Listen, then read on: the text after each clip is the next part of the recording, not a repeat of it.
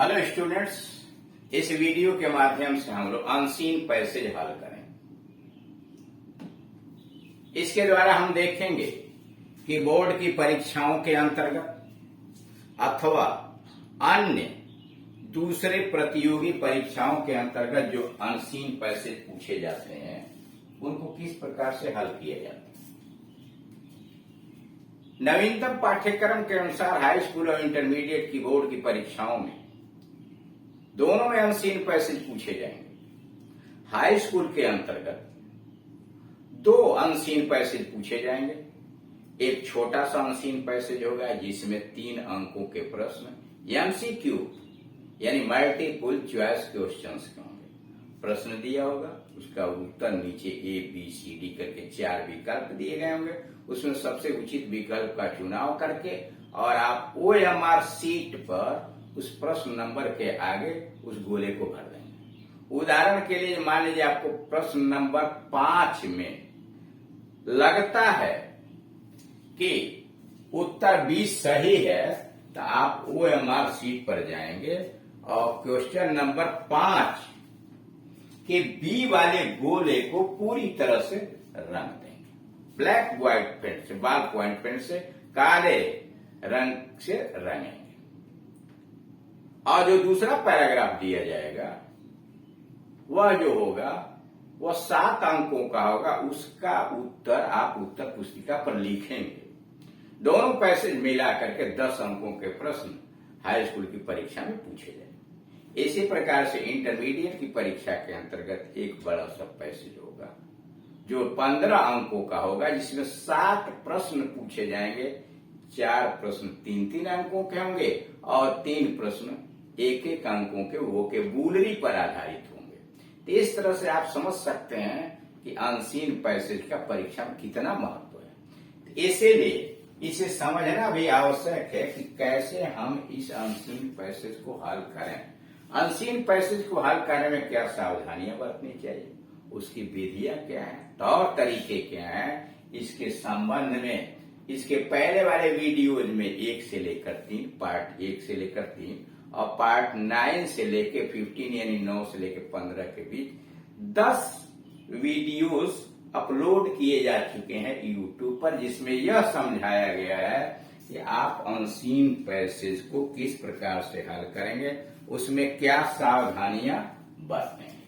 अब आइए उन्हें आप देखिए और समझिए। अगर कोई परेशानी खड़ी होती है तो ये दिए गए नंबर पर आप कॉल करके अपनी समस्या का समाधान हमसे करा सकते हैं। अब आइए पैसेज पर। जो भी पैसे दिया जाएगा उसके ऊपर, चाहे वो हाई स्कूल में इंटरमीडिएट में, कोई फर्क नहीं है। हाई स्कूल वही पैसेज हाई स्कूल में आ सकता है, वही गद्य खंड इंटरमीडिएट में पूछा जा सकता है। अंतर यह है कि जब इंटरमीडिएट में होगा तो क्वेश्चन 7 हो जाएंगे, हाई स्कूल में होगा तो क्वेश्चन 4 हो जाएंगे।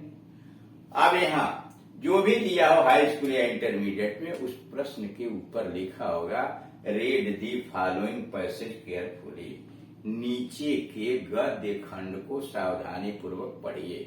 Read the following passage carefully, नीचे के गद्य खंड को सावधानी पूर्वक पढ़िए and answer the questions given below, और उसके नीचे जो प्रश्न दिए गए हैं उनका उत्तर भी दीजिए। अब आइए गद्य खंड पर। It is much better to give hope and courage and strength than money.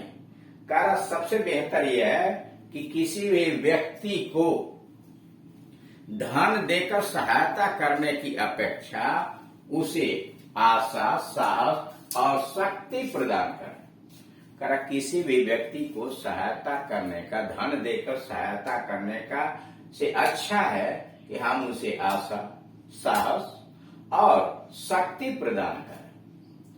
The best help is not to bear the troubles of others for them. सबसे बेहतर सहायता यह नहीं होती है कि उनके लिए हम उनके कष्टों को खुद बर्दाश्त करें। सबसे अच्छी सहायता यह नहीं होती है कि दूसरे को कष्टों को हम उनके स्थान पर स्वयं बर्दाश्त करें, but to inspire them with courage and energy. बल्कि सबसे बेहतर सहायता यह होती है कि हम उन्हें साहस और ऊर्जा के साथ प्रेरित करें।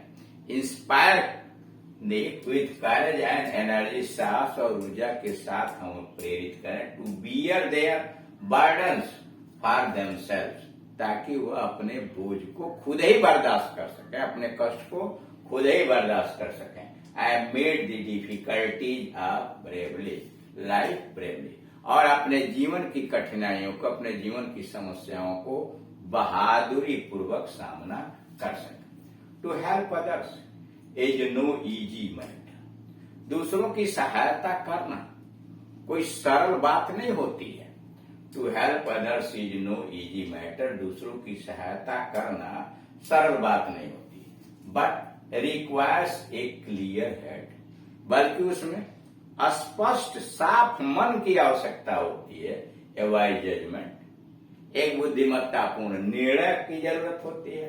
As well as a warm heart, और साथ ही साथ बहुत बड़ा दिल, गर्मजोशी भरा दिल होता है जो दूसरों की सहायता के लिए तैयार होता है।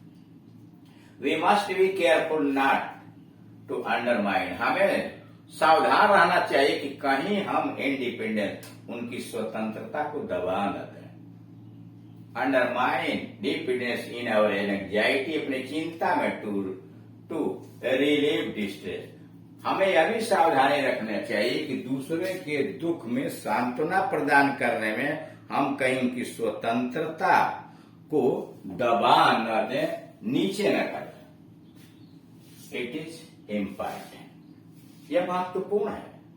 देयरफॉर, इसलिए, सो फार एज पॉसिबल, इसलिए यह महत्वपूर्ण है कि जहां तक संभव हो, not so much to give direct help, जहां तक संभव हो हम उन्हें सीधी सहायता न दें। Not so much to give direct aid, कि हम उन्हें प्रत्यक्ष रूप से सहायता न दें, बट टू हेल्प अदर्स, बल्कि हम दूसरों की सहायता करें।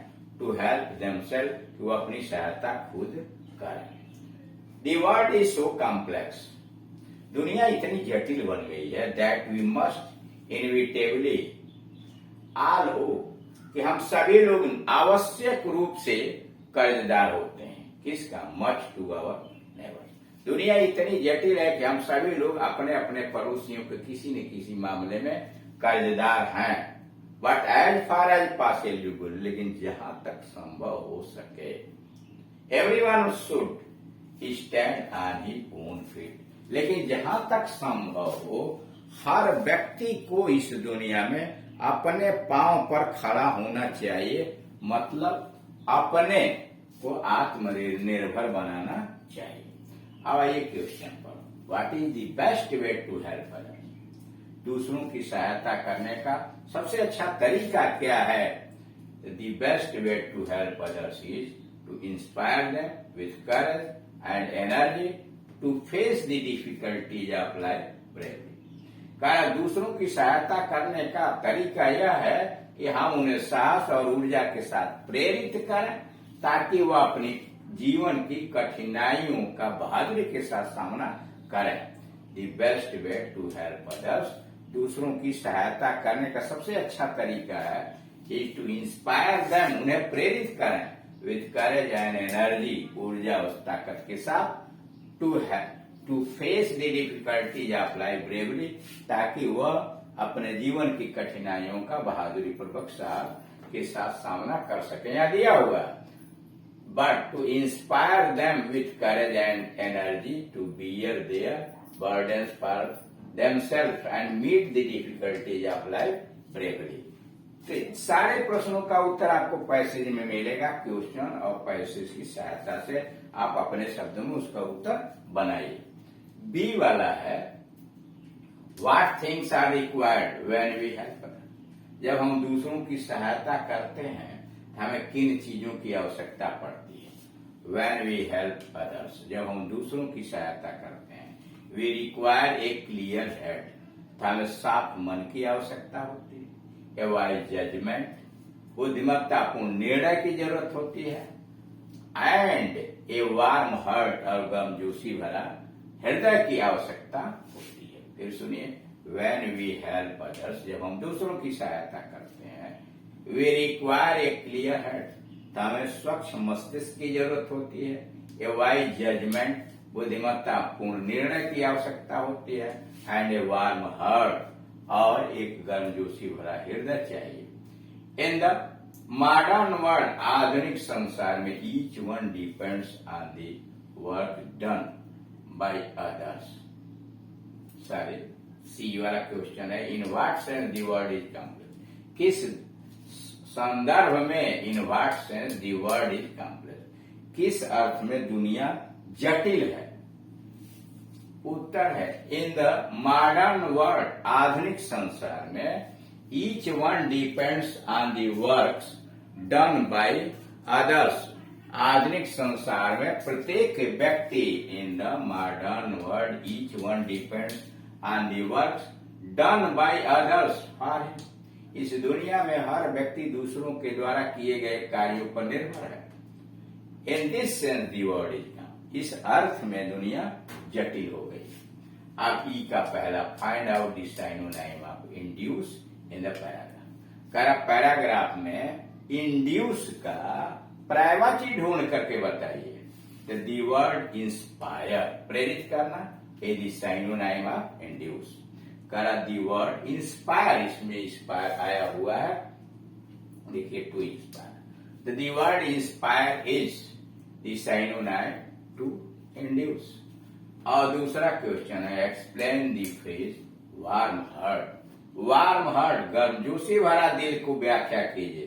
तो वार्म हार्ट मीन्स, गर्मजोशी भरा दिल का मतलब है the people who have cooperative and friendly feeling, लोग जो सहयोग भरा और मित्रवत भावनाएं रखते हैं फॉर अदर्स, दूसरों के लिए।